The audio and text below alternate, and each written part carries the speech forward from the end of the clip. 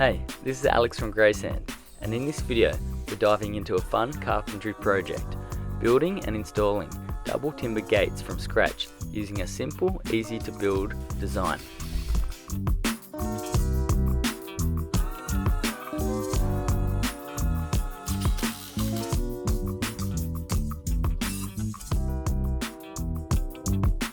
First step is to measure the height and width of the opening and calculate the sizes of the two timber gates. The gates and opening in this project have all been designed around the security mesh grid sizes. The aim is to have the mesh finishing 5mm from the edges of the gate size.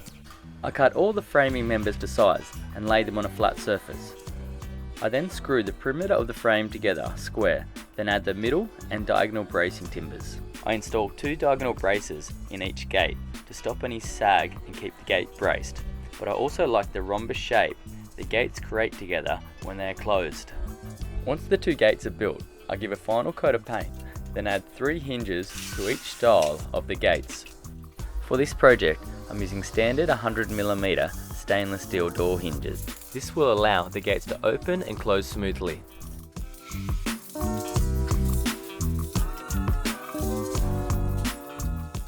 The next step is to attach security mesh to the gates.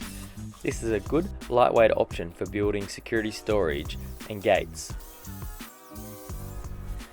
Before the security mesh is attached to the frame, I install a black latch to the center of both the gates. Then it's an easy process of attaching the mesh to the gate frame using the metal clips.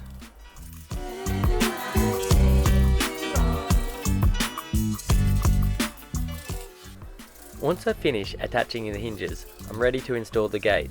To do this, I lift the gate into place, pack to the right height with the gate fully open, and screw the hinges to the frame. The way I've designed and built these gates allows me to install them almost exactly the same way as I would a standard door. To install the second gate, I repeat the process, and as long as the gates are made square and the frame is plumb or in wind, the gates will close together and finish flush. Installing double gates is a similar process to installing French doors. I have a couple of videos on French door installation here if you're interested. The next step is to finish off the gate latches. I cut away the mesh and screw the opposite side of the gate latch onto the gate frame. To finish off the double gates, I add a locking block at the frame head height. This will allow me to lock the first gate into the frame, while the second gate locks onto the first gate with the latch. To stop the gates from closing too far in, I add a small diagonal piece of timber on each side of the frame. Okay, that's the end of the project. Thanks for watching.